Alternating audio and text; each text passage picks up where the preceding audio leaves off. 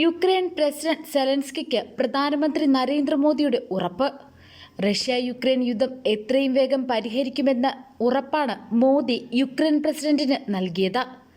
പ്രധാനമന്ത്രി നരേന്ദ്രമോദി US സന്ദർശനത്തിനിടെ നടന്ന കൂടിക്കാഴ്ചയിലാണ് ഏറെ നാളായി തുടരുന്ന യുദ്ധം അവസാനിപ്പിക്കാനുള്ള എല്ലാ സഹായവും ഇന്ത്യ നൽകുമെന്ന് സെലൻസ്കിക്ക് ഉറപ്പു നൽകിയത്. ഒരു മാസത്തിനുള്ളിൽ മോദിയും സെലൻസ്കിയും തമ്മിൽ നടക്കുന്ന രണ്ടാമത്തെ കൂടിക്കാഴ്ചയാണിത്. ഓഗസ്റ്റ് 23 പ്രധാനമന്ത്രിയുടെ യുക്രൈൻ സന്ദർശന വേളയിൽ ഇരു നേതാക്കളും ചർച്ച നടത്തിയിരുന്നു. 3 ദിവസത്തെ പ്രധാനമന്ത്രിയുടെ US പര്യടനത്തിനിടെ തിങ്കളാഴ്ച ന്യൂയോർക്കിൽ വെച്ചാണ് സെലൻസ്കിയെ കണ്ടത്. ഓഗസ്റ്റിലെ യുക്രൈൻ സന്ദർശനത്തിന്റെ ഭാഗമായി ഇരു രാജ്യങ്ങളും തമ്മിലുള്ള ഉഭയകക്ഷി ബന്ധം ശക്തിപ്പെടുത്താനെടുത്ത തീരുമാനം നടപ്പാക്കുന്നതിൽ ഇന്ത്യ പ്രതിജ്ഞാബദ്ധമാണെന്നും യുക്രൈൻ സംഘർഷം പരിഹരിച്ച് സമാധാനവും സ്ഥിരതയും പുനഃസ്ഥാപിക്കുന്നതിൽ ഇന്ത്യയുടെ പിന്തുണ ഊട്ടിയുറപ്പിക്കുന്നുവെന്നും പ്രധാനമന്ത്രി എക്സിൽ പ്രതികരിച്ചിട്ടുണ്ട്. ഒരുപക്ഷെ റഷ്യ യുക്രൈൻ യുദ്ധം അവസാനിപ്പിക്കാൻ ഇന്ത്യയോളം കഴിയുന്ന മറ്റൊരു രാജ്യമില്ല. ഇന്ത്യ കാലങ്ങളായി തുടർന്നുവരുന്ന വിദേശ നയമാണ് റഷ്യയും യുക്രൈനും ഒരുപോലെ ഇന്ത്യയിൽ വിശ്വാസമർപ്പിക്കാൻ കാരണം. മാത്രമല്ല, മഹാത്മാഗാന്ധിയുടെ നാടായ ഇന്ത്യ ലോക സമാധാനത്തിനായി പരിശ്രമിക്കുന്ന രാജ്യം കൂടിയാണ്. ശീതയുദ്ധ കാലഘട്ടം മുതലുള്ളതാണ് റഷ്യയുമായുള്ള ഇന്ത്യയുടെ ബന്ധം.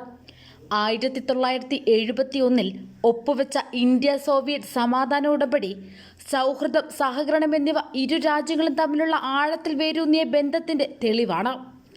പതിറ്റാണ്ടുകളായി ഇന്ത്യക്ക് സൈനിക ഉപകരണങ്ങളും സാങ്കേതിക വിദ്യയും നൽകുന്ന നിർണായക പ്രതിരോധ പങ്കാളിയാണ് റഷ്യ. മറുവശത്ത് സോവിയറ്റ് യൂണിയനിൽ നിന്ന് സ്വാതന്ത്ര്യം നേടിയ ശേഷം പ്രതിരോധം, വിദ്യാഭ്യാസം, കൃഷി തുടങ്ങിയ മേഖലകളിൽ ഇന്ത്യയുടെ ഒരു പ്രധാന പങ്കാളിയാണ് യുക്രൈൻ. അമേരിക്കയുടെ നേതൃത്വത്തിലുള്ള പാശ്ചാത്യ രാജ്യങ്ങൾ റഷ്യക്കെതിരെ നിലപാടെടുക്കാൻ മറ്റ് രാഷ്ട്രങ്ങളെ സമ്മർദ്ദത്തിലാക്കിയപ്പോൾ ചർച്ചയ്ക്കും സമാധാനത്തിനും വേണ്ടി വാദിക്കുന്ന നിഷ്പക്ഷ നിലപാടാണ് ഇന്ത്യ പുലർത്തിയത്.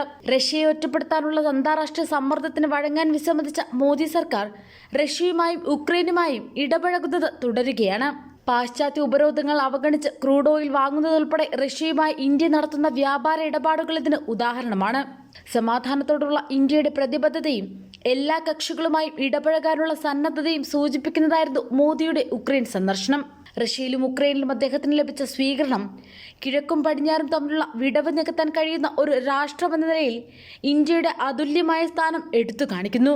ഇരു രാജ്യങ്ങളിലും ഇത്രയും ഊഷ്മളമായ സ്വീകരണം ഉറപ്പാക്കാൻ ഇന്ത്യക്ക് സാധിച്ചു. ഇന്ത്യയുടെ ചേരിചേരാ നയവും നിലവിലെ നിഷ്പക്ഷ നിലപാടും ഇരു രാജ്യങ്ങൾക്കുമിടയിൽ മധ്യസ്ഥനായി പ്രവർത്തിക്കാൻ ആവശ്യമായ വിശ്വാസ്യത നൽകുന്ന മറ്റൊരു പ്രധാന ഘടകമാണ്.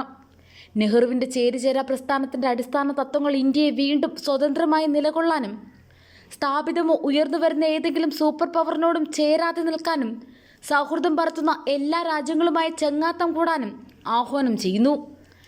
ഇതാണ് റഷ്യ യുക്രൈൻ യുദ്ധത്തിൽ ഇന്ത്യ ഇടപെടണമെന്ന് യുക്രൈൻ പ്രസിഡന്റ് സെലൻസ്കി ആവശ്യപ്പെട്ടതിന്റെ പ്രധാന കാരണവും. കൂടാതെ ആഗോളതലത്തിൽ ഇന്ത്യയുടെ വർദ്ധിച്ചു വരുന്ന സ്വാധീനവും റഷ്യയിലെയും യുക്രൈനിലെയും നേതാക്കളുമായുള്ള മോദിയുടെ വ്യക്തിപരമായ ബന്ധവുമാണ് ഇരുപക്ഷത്തെയും ചർച്ചാമേശയിലേക്ക് കൊണ്ടുവരുന്നതിൽ ക്രിയാത്മകമായ പങ്ക് വഹിക്കാൻ ഇന്ത്യയെ പ്രാപ്തരാക്കുന്നത്. റഷ്യയുമായി ഇന്ത്യക്ക് അടുത്ത ബന്ധവും സാമ്പത്തിക ഇടപെടലുകളും ഉണ്ടായിരുന്നിട്ടും അമേരിക്കയുടെ വെറുപ്പ് സമ്പാദിക്കാതിരിക്കാനും ഇന്ത്യക്ക് കഴിഞ്ഞു. റഷ്യയും യുക്രൈനും തമ്മിലുള്ള സംഘർഷം തീർച്ചയായും ലോകത്തെ രണ്ട് ചേരികളാക്കുമെന്ന ആശങ്ക ഉയർത്തുന്നുണ്ട്. ഒരു വശത്ത് റഷ്യയും മറുവശത്ത് പാശ്ചാത്യ രാജ്യങ്ങളുടെ പിന്തുണയുള്ള യുക്രൈനും നിലകൊള്ളുന്നതിനാൽ യുദ്ധത്തിന്റെ അവസാനം ഉടനുണ്ടാവില്ല എന്നാണ് കരുതപ്പെടുന്നത്. ഇത് ആഗോളക്രമത്തിന്റെ തകർച്ചയിലേക്ക് നയിക്കും. അതുകൊണ്ട് തന്നെ ഇന്ത്യയെപ്പോലൊരു ജനാധിപത്യ രാജ്യം റഷ്യയ്ക്കും യുക്രൈനുമിടയിലുള്ള വെറുമൊരു പോസ്റ്റ് ഓഫീസ് അല്ല.